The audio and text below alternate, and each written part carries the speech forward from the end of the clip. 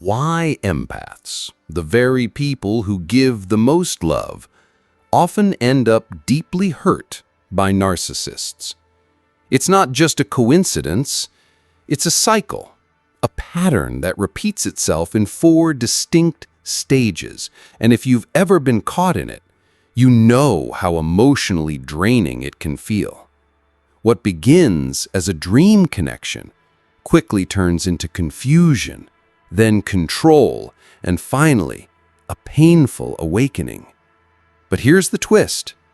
These stages aren't just about pain. They reveal powerful lessons that Carl Jung's idea of the shadow can help us uncover. In this journey, you'll see how the empath's heart collides with the narcissist's emptiness, and why breaking free is as much about healing yourself as it is about walking away from them. Stay with me until the end, because once you understand these stages, you'll never see relationships the same way again. And before we dive in, let me ask you, have you ever felt this kind of push and pull with someone in your life? Share your thoughts in the comments, and don't forget to subscribe if you want more eye-opening insights like this. The first stage of narcissistic abuse is often the most deceptive because it doesn't look or feel like abuse at all. It feels like magic. This is the moment when the empath is swept off their feet, pulled into a world that seems almost too good to be true. The narcissist knows exactly what to say, how to act, and which buttons to press to create the illusion of deep connection. Compliments flow endlessly, attention feels constant, and the empath begins to believe they've finally found someone who truly understands them. Every text message, every glance, every small gesture seems filled with meaning, and it creates an emotional high that can be addictive. What the empath doesn't realize is that this flood of affection and admiration is not genuine love. It's a carefully constructed performance designed to secure their trust and devotion. The narcissist mirrors the empath's values, interests, and dreams, making it seem as though they are soulmates. In reality, the empath is not falling for who the narcissist truly is, but for a mask, a projection of what the narcissist wants them to see. This stage is often called love bombing, and it is one of the most powerful tools a narcissist uses because it blinds the empath to the warning signs that might otherwise make them cautious. In the glow of this idealization, red flags appear like harmless quirks or are ignored altogether because the empath's heart is already invested. They mistake intensity for intimacy and passion for genuine care. After the intoxicating beginning comes a slow but painful change, the stage of devaluation, and it often arrives so quietly that the empath barely notices it at first. The warm smiles, the constant attention, the sweet words that once made them feel so cherished begin to fade. In their place comes subtle criticism, moments of coldness, and confusing shifts in behavior that feel almost impossible to explain. One day, the narcissist is affectionate and attentive. The next, they are distant or dismissive, leaving the empath wondering what went wrong. This unpredictability is not accidental. It is part of the manipulation. By pulling away and then re-engaging at random, the narcissist keeps the empath off balance, always striving to win back the warmth that was once freely given. Silent treatments become a tool of punishment, and small mistakes or imagined faults are blown out of proportion. Instead of questioning the narcissist's behavior, the empath, being deeply compassionate, begins to question themselves. They wonder if they are too sensitive, too needy, or not good enough. This is the cruel genius of devaluation. It shifts the blame and makes the empath feel responsible for the very abuse they are experiencing. The narcissist may make subtle comparisons, hinting that others are more attractive, more successful, or more desirable, planting seeds of insecurity that grow into self-doubt. What once felt like love now feels like walking on eggshells, never knowing what will trigger criticism or withdrawal. The empath, desperate to restore the connection they once had, often tries harder, giving more love, more patience, more forgiveness, believing that if they just do enough, the relationship can return to the blissful early days. But this effort only feeds the cycle, because it gives the narcissist more control. By this point, the empath's identity starts to weaken, as their sense of self becomes tangled in the narcissist's shifting moods and approval. This is when gaslighting may begin to appear more strongly, with the narcissist denying things they said, twisting reality, or insisting that the empath is imagining problems. Confusion becomes the dominant emotion because the person who once made the empath feel safe is now the very source of their pain. Yet walking away feels unthinkable because the memory of that initial idealization still lingers like a ghost, keeping hope alive that the love can return. This hope is exactly what traps the empath, keeping them in a cycle where they blame themselves, question their worth, and silently endure the coldness that has replaced the warmth. The devaluation stage is not just about criticism. It is about breaking down the empath's confidence piece by piece until they no longer trust their own perception of reality. And it is in this disorienting fog that the narcissist gains even more power, setting the stage for deeper control. This stage is where the true battle begins. The psychological war that keeps the empath bound to the narcissist in ways that feel almost impossible to escape. By now, the empath has been pulled into a cycle of constant push and pull, where moments of affection are scattered between long stretches of neglect, criticism, or emotional distance. The unpredictability becomes a trap because the empath never knows which version of the narcissist they will face, and that uncertainty keeps them craving the rare moments of warmth that feel like fleeting rewards.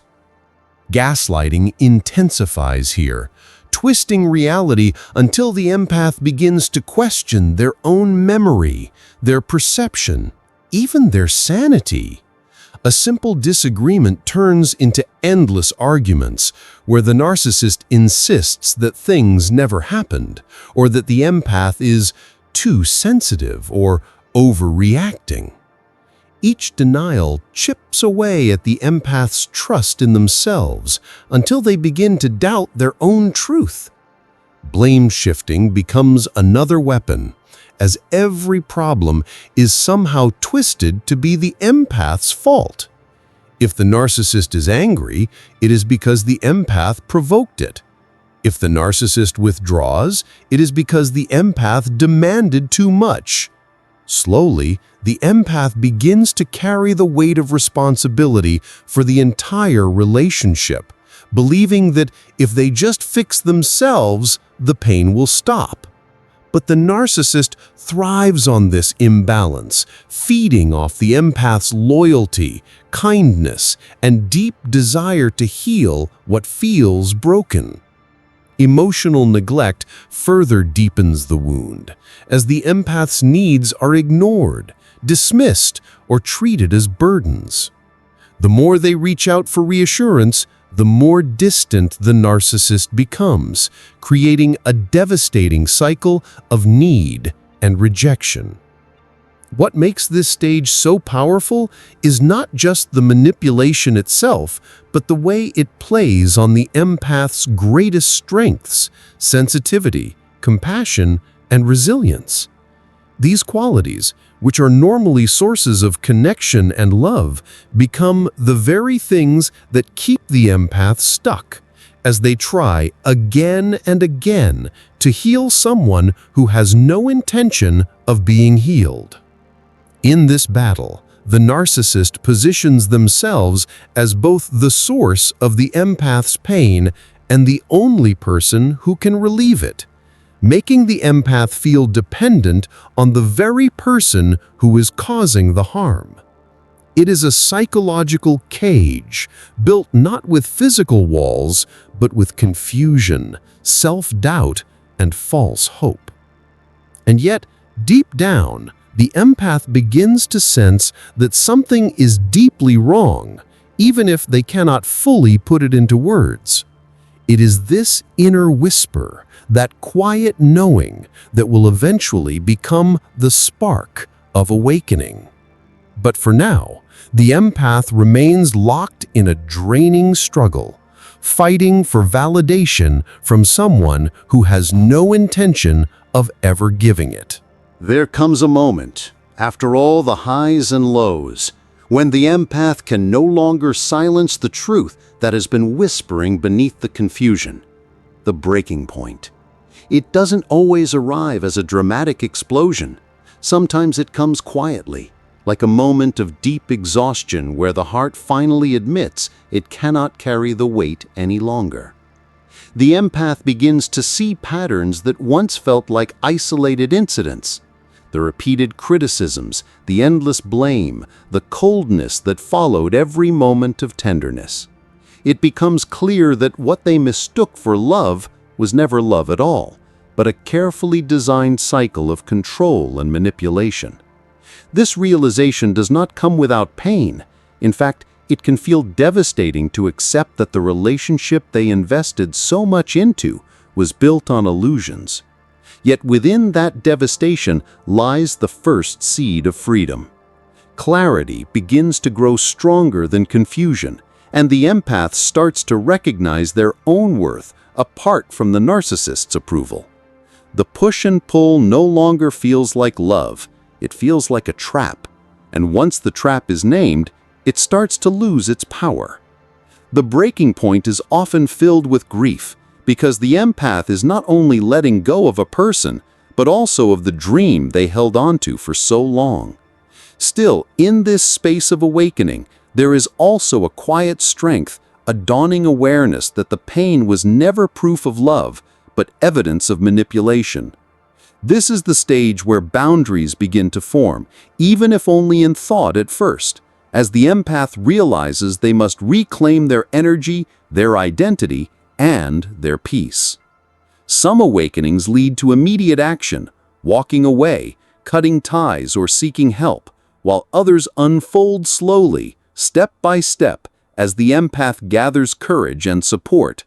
Either way, this stage marks the turning point, the shift from being controlled to beginning the process of taking control back. The narcissist may try harder than ever to pull them back in, using guilt, promises, or sudden bursts of affection, but the empath's clarity makes these tactics less effective. For the first time, the narcissist's mask is seen for what it truly is, and the illusions no longer hold the same power. Awakening is not just about leaving the narcissist, it is about awakening to oneself, rediscovering the strength, compassion, and resilience that were always there, buried beneath manipulation. It is about realizing that the very qualities the narcissist tried to exploit, empathy, loyalty, sensitivity, are not weaknesses, but gifts, and when directed toward the self, they become tools of healing. The breaking point is painful, but it is also a rebirth, the moment the empath steps out of the cycle of abuse and begins the journey of true self-discovery. Healing after narcissistic abuse is not a straight line, but a deeply personal journey that unfolds in layers. And for the empath, this stage becomes both the most difficult and the most liberating. When the dust of the breaking point settles, what remains is not just the absence of the narcissist, but the presence of wounds that demand attention, feelings of betrayal, shame, anger, and even self-blame. At first, the silence after leaving the cycle can feel heavy, because without the chaos of the narcissist's presence, the empath is left alone with their own emotions. Yet this silence is also the doorway to transformation. Inspired by Carl Jung's idea of shadow work, the empath begins to face the parts of themselves they once ignored or suppressed, the hidden fears, the longing to be accepted, the vulnerability that made them so easy to target. Shadow integration is not about blaming oneself for the abuse, but about understanding how unhealed wounds and unconscious patterns may have allowed them to stay in situations that hurt them. Instead of rejecting these parts, the empath starts to embrace them with compassion, recognizing that their sensitivity and openness are not flaws, but gifts that simply need the protection of strong boundaries. This is the stage where wisdom is born, as the pain of the past is slowly transformed into insight. The empath begins to see the cycle clearly, not only what the narcissist did, but also how their own desire to heal and to please kept them entangled. This awareness does not create self-hatred, but rather a new kind of strength, the kind that comes from knowing oneself fully, light and shadow alike. They realize that true healing is not about becoming less sensitive or less loving, but about learning to direct that love inward first. Building boundaries becomes a natural expression of this self-love, not walls of bitterness, but healthy lines that protect their energy and preserve their peace. Each time they say no to toxic behavior, each time they honor their intuition instead of dismissing it, they reclaim a piece of the power they once gave away. Forgiveness, too, plays a role, but not in the way many expect.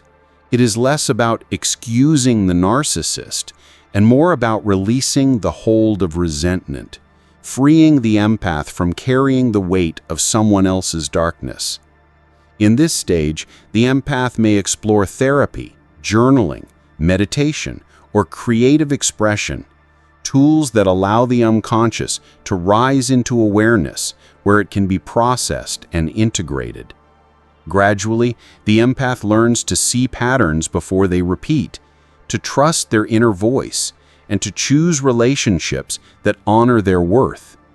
What once felt like unbearable pain begins to reveal itself as a teacher, guiding them toward deeper wisdom and resilience. The transformation is profound. The empath, who once felt broken by manipulation, emerges with a clearer sense of identity, stronger boundaries, and a deeper connection to their own soul. Shadow work shows them that their vulnerability, when owned and understood, is not weakness, it is power. Their sensitivity, once exploited, becomes a source of intuition and empathy that they can now use consciously, without self-sacrifice. The journey of healing does not erase the past, but it reframes it, turning wounds into wisdom and suffering into strength. In time, the empath begins to embody a new balance, open-hearted yet grounded, compassionate yet discerning, loving yet self-protective. This integration of light and shadow is what Jung described as wholeness, the ability to live authentically without denying any part of the self. The empath learns that they are not defined by what happened to them, but by how they choose to rise from it. And perhaps the most powerful realization of all is this: the very qualities that made them a target are also the qualities that make them extraordinary, And with healing, they no longer serve as chains, but as wings.